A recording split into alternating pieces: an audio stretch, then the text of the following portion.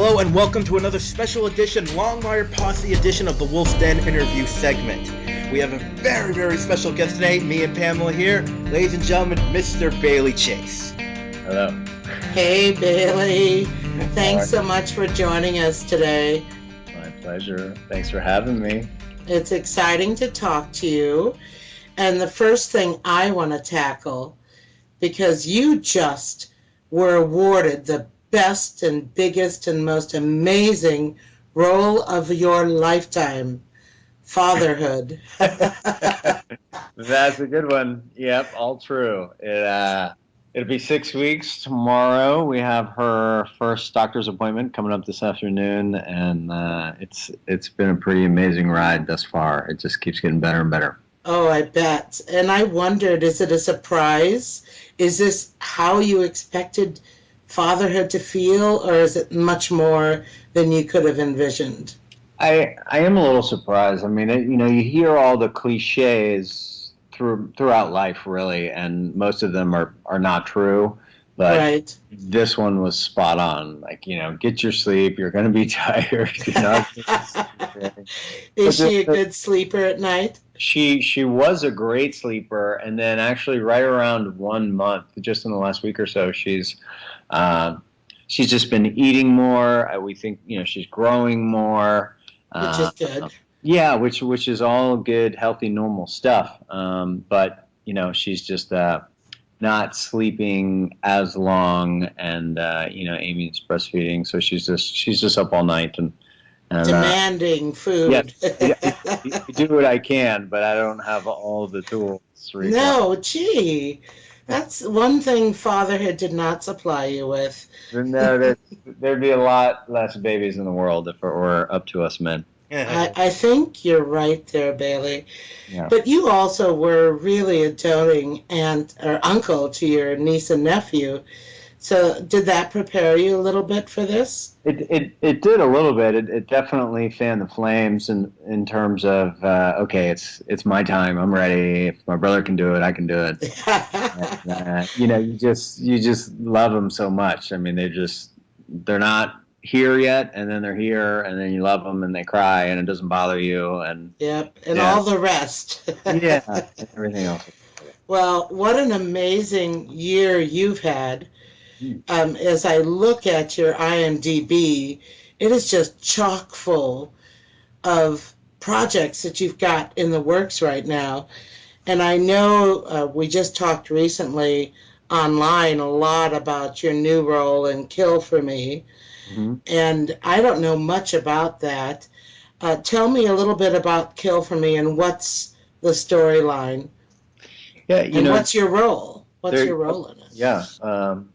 All good questions. Basically, it's something that came up about 3 weeks ago when we were still back in Santa Fe shooting Longmire, and I Skyped with the director who's out of New York, and we just hit it off, and I really liked the script, and then there was a rewrite and another rewrite. It just kept getting better and better, and the pieces of the puzzle just started coming together, and the only drawback is that it's in direct conflict with Longmire Days, the fan event next week in Wyoming. Oh. So unfortunately, I can't do that this year. But it's thus far it's the role of a lifetime. It'll be my first lead in a feature. I've never been number one on a call sheet before, so there were just, thank you. Yeah, there were just too many great things to let this go by, and it's funny. I was talking to the director of Point Break. They're off shooting that right now, and I met him right before season 3 on Longmire, and Amy was obviously expecting, and he's like, there is going to be an explosion of work around her birth. It's just something that happens. Like, it's last hiatus, I had so much free time on my hands because we were just kind of waiting and waiting and waiting for Longmire to come back already, right? Because a hiatus is like 8-9 months long. It's forever. And yet you're not really available to do anything, especially that last month or two, because there's not enough time to start a new movie or anything. And so that's when I met this guy. And of course, before Longmire even wrapped, there was this movie. There's a short film that I'm starting on tomorrow that shoots for 3 days. And that's Cadence, right? That's Cadence. That's in that Marvel comic book world. It's also a really, really dark role. So yeah, to go back to Kill for Me for a second, it's a really dark thriller. My guy, he starts out in prison. He gets out on parole, and he's trying to do a really good thing. He's trying to protect his son. And I don't want to give the whole storyline away, but I get manipulated into doing something that I don't want to do, and there's just a great twist at the end. And thus forth the title, I would suspect. And yes, and hence the title. And I heard yesterday, so I hope it's confirmed at this point, but I heard, hi, Waverly. Hi, Waverly. Dylan Baker is going to be my co-star. Ooh, he's good. He's very He's good. a fantastic actor that I met when I was, actually right before I got the pilot for Longmire, I was recurring on Damages. And he and I crossed paths there, and he's just a great guy and obviously a terrific actor. Very good. That's cool. Yeah. Now, quickly about Cadence. It's a short, so we'll make this short. It's a horror short, and you said it's in the Marvel Comics realm. I'm not familiar with it, so I apologize. That, too, is going to be released in 2015? Yeah, it's just, again, I think his aspirations would be to just make something great. It's Jacob's first directing job. Mm-hmm. And if he could just make a really great short and get a lot of exposure, via the festivals, then, I think in a perfect world that will lead to him directing features. And he's a guy who's kind of been working in different facets for the, and that's Blue, in case he just kind of... I heard. He snorts like a pig sometimes, but that wasn't me, I promise. I thought maybe you were hungry, Bailey. But yeah, so Cadence is just a short film, a 3-day shoot, and we were able to just kind of, sneak it in here between Longmire and Kill for Me. But I'm excited. So you've already filmed it? No, it's shooting the next 3 days. It starts tomorrow, and gotcha. There's no money in doing short films, but it spoke to me on a creative level. Like, this is something I should do. If we could work out this, I should do this, and we're doing it. That's fine, and it's fun too. I bet it's a fun project to be involved with. I hope so. And then tomorrow. I've got to ask you about one that's in post-production. And I think it, too, is scheduled for 2015. That Sex, Death, and Bowling. Yes. What a title. I love it. Yeah. Sounds like a sequel to Big Lebowski. Yeah. No, it's a great title, and it was written and directed by Ali Walker, who was from Santa Fe. And the story was set there. It was loosely based on some events in her life. I play the character that's based on her best friend from growing up. And are you one of the brothers that the synopsis mentions? Yeah. Yes. Okay. So yeah, we've definitely got the patriarch of the family, and then Adrian Grenay and I are brothers. He's like this famous fashion guy who lives in Manhattan, and he comes home when I'm essentially on my deathbed. I went off to the Middle East and became a war hero. And the irony is I come back home and I have pancreatic cancer when the movie starts. Oh, wow. So a very different kind of role for me. But meaty, Bailey. It sounds like a great vehicle. No, very meaty. I mean, I shot for 8 days, bedridden. I could barely move and staring at the ceiling and the walls. And for the most part, it was just Selma Blair and I in there for 8 days. And then, various characters would come in and out, whether it was Adrian or Dre de Matteo or, my son. And, just right on the cusp of me becoming a father, it was neat to play a dad and basically use my imagination to just, wow, what a powerful thing to have to say goodbye to your son. I mean, it's unfathomable. Came pretty naturally. It was not a challenging performance, although it was very meaty and different from anything that I've done. In the past, I've done these physical, cocky, swaggering, detectives or Until you were an injured Branch. And that was a pretty nice transition right there. And yeah, so let's just hop right into that. Season 3 has been bananas, obviously. I did not see this coming until I met with the writers during the hiatus between season 2 and 3, and they informed me that we were going to pick up right where we left off. And I'm obviously in a precarious state. Walt throws me in the back of the Bronco and stitches me up with fishing line. But it was awesome, and I've been really happy with the first season that's aired. I haven't seen the beyond what aired on Monday, Right.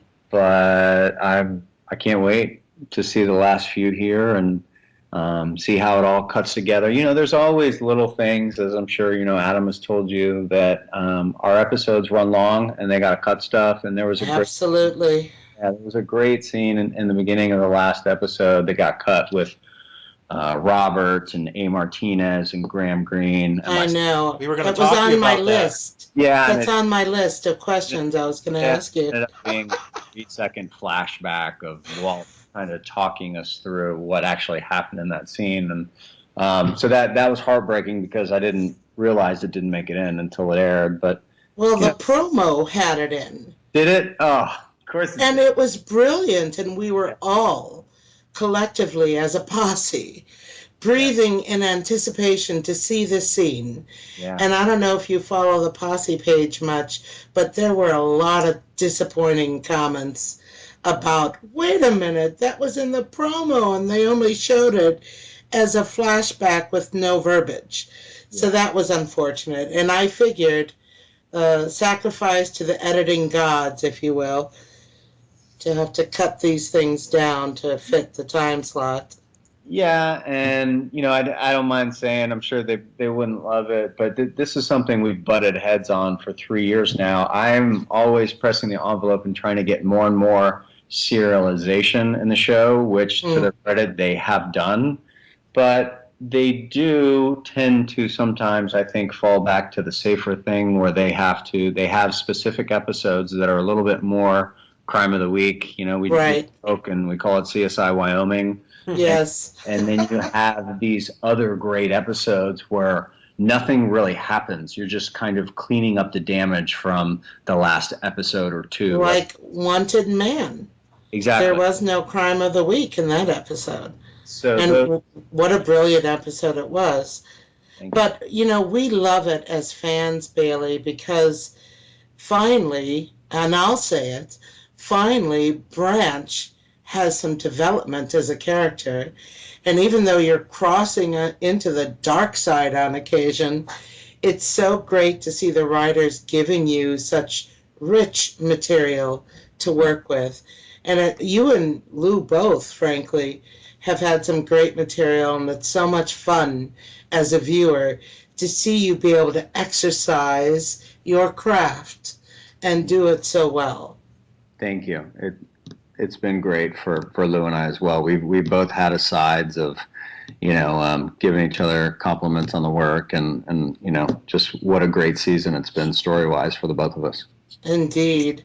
And this brings me to, and I think I may have told you something about this in advance, we like to involve the Posse members as much as we can.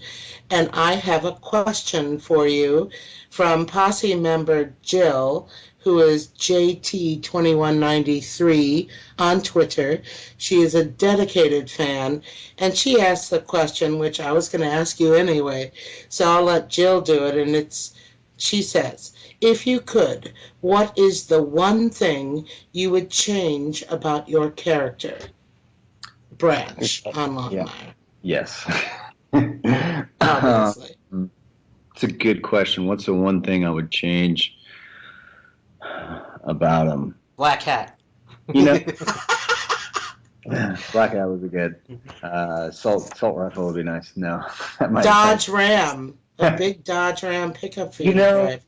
That's an interesting thing, too. I should drive a truck. Yes. Absolutely. And ironically, I'm the one guy, the one character who started in a Dodge vehicle, and everybody else went out and did these promos. You know, Adam got the pocket change, Rob got paid a bunch of money, Katie did a promo in season 1 to do all this stuff for Dodge, and I'm just like, hello, persona non grata, I guess. Guess he doesn't need it. Branch has got family money; he's fine. Let's keep it. Barlow's got him covered for the rest of his life. So let you answer the question. We're teasing, but can you think of any way that you would want to change your character? Yeah, from a likability standpoint, they definitely crafted and wrote for him in a way to he was not likable a lot of the time, and I would read those scripts and be like, ooh, okay, ooh. But at the end of the day, I don't mind it because he is redeemable. You know, whether it was a season later or a few episodes later, Branch did come around, and when it was time to choose the right way or the wrong way, if you look back, Branch almost always ends up doing the right thing. I agree. And that's redeemable. And, you know, I do follow the commentary on Twitter quite a bit, as much as I can. And there's been no bigger compliment to me as an actor than those who are like, I really hated Branch the whole first season. He started to grow on me. The second season, I cried when he got shot in the finale, yes. and I just can't take my eyes off him this season. So that's absolutely the progression, because I see it very much so, and that is it. Yeah, so there's no bigger compliment for me. So thank you to all those fans. That's wonderful. And then my final question for you is, how would you like to see your character develop in season 4? Where would you like to see Branch going from here? You know, the one thing that has not been resolved, that's just been hanging around the whole time, is I would like to help Walt solve his wife's murder. I would like to come in and, you know, be on his team and help find that piece of evidence or that person that gets him pointed in the right direction to get his justice. I like that thought.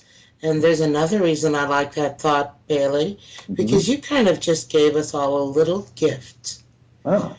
You've kind of let the cat out of the bag that it isn't resolved this season. That certainly was not my intent. Oh, boy. Well, I think it's time we move on to my question. I think so. Now, okay, so you crafted that for the last 20 minutes. I didn't craft it that way, but it worked out so well. So Bailey, what first drew you to the part of Branch? What made you think I've got to play this guy? Yeah, I mean, I've said it in interviews before. I originally read the pilot script with Walt in mind, and that's who I auditioned for. And the feedback was, you know, we love Bailey, but he's Branch. And initially, I resisted it, not because of the story, because obviously it's a great story, but the character. Branch was not fleshed out in the pilot. You know, he's just in 2 or 3 scenes, and it was a bit cliche, contrarian, you know. Yes. And ultimately why I signed on was because of the executive producer's promise and vision. And obviously 3 years later, they have delivered on that vision. But, you know, they said, no, absolutely not. This is why we want you to play Branch, because you are neck and neck with Walt. You're not better than Walt. You might not be quite as good as Walt, but you're right there. Like, you know, under different circumstances in a different town, like, you know, you're sheriff. So, you know, based on that, I signed on with that flyer. I took a flyer on these guys, and you know, and now I'm indebted to them for delivering on their promise. Now, you've talked about your character, but we got to mention this. I mean, you've worked with a lot of big names, even regularly, but Gerald McRaney is your father, and Peter Weller is your uncle in this show. What's that like? I would like to hear Peter Weller and Gerald McCraney's answer to that same question. What is it like to work with Bailey Chase?